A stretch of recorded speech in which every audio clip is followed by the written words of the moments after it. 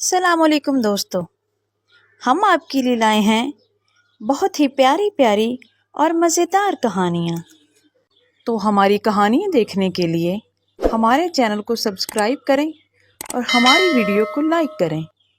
تو چلو آئیں مل کر دیکھتے ہیں آج کی نئی کہانی۔ موسم بڑا ہی خوشگوار تھا۔ میں باہر برآمدے میں بیٹھی ہوئی برستی بارش کا نظارہ لے رہی تھی۔ کچھ فاصلے پر لان کے کنارے درخت ہوا کے ہلکورے سے جھوم رہے تھے۔ فضا میں خنکی بڑھ گئی تھی۔ پھول پودے اور درخت نکھرے نکھرے دکھائی دے رہے تھے۔ اچانک ایک رکشہ پوچھ میں آن کر ٹھہر گیا اور اس میں سے ایک معمر خاتون اتری جو سیدھی میری جانب بڑھی۔ میں اسے آتا دیکھ کر کھڑی ہو گئی۔ پہلی نظر میں خاتون کے خد و خال اجنبی سے لگے۔ غور سے دیکھا تو کچھ شناسی لگی۔ پھر مجھے یاد آ گیا، اسلام آباد میں کئی سال پہلے جہاں میرا گھر تھا وہ خاتون سامنے وہاں رہتی تھی۔ بڑی ٹھاٹھ سے مہارانیوں کی طرح سج بن کر اچھی پوشاک میں نظر آتی تھی۔ میں نے ایک دم سے انہیں پہچان لیا۔ پہلے میں اس لیے نہیں پہچان سکی تھی کہ ان کا حلیہ بلکہ پورا حال ہی کچھ مختلف نظر آ رہا تھا۔ اور خالہ جان آئیے، میں نے کرسی کی جانب اشارہ کرتے ہوئے انہیں بٹھا لیا اور غور سے ان کا مرجھایا ہوا چہرہ اور میری پوشاک کو دیکھ کر پوچھا، خالہ جی بہت عرصے کے بعد آپ کو دیکھ رہی ہوں، خیریت ہے؟ یوں لگتا ہے کہ آپ بیمار ہیں۔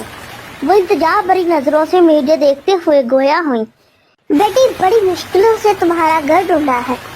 جیسا کہ تم جانتی ہی ہو کہ میں نے شوہر کی وفات کے بعد اپنے بیٹے کو اپنی مرضی سے شادی کرنے کی سزا دیتے ہوئے بہو سمیت گھر سے نکال دیا تھا۔ اپنی دونوں بیٹیوں کے بہکاوے میں آ کر یہ سب کچھ کیا تھا۔ بڑی بیٹی کی شادی تو تم نے دیکھ ہی لی تھی، اور چھوٹی بیٹی وہ ایک دن مجھ سے کہنے لگی کہ یہ بنگلہ میرے نام کر دے تاکہ بھائی آپ کو تنگ نہ کر سکے۔ بچی کی ابھی شادی نہیں ہوئی تھی۔ میں نے سوچا چلو ماں بیٹی دونوں کٹھی رہیں گی۔ بہن کا نام دیکھ کر گھر بیٹا کوئی مطالبہ نہیں کر سکے گا۔ مکان میں نے اس کے نام کر دیا۔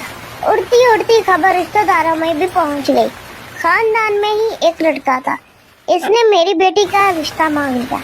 انکار کی کوئی معقول وجہ نہ تھی، اس لیے میں نے ہاں کر دی۔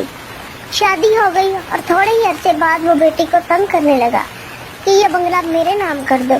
تم یقین مانو میری بیٹی نے مجھ سے مشورہ کیے بغیر مکان اس کے نام کر دیا اور شوہر کی خوشی عزیز رکھنے کے لیے مجھ سے کہا امی آپ اپنی بہن کے پاس لاہور چلی جائیں۔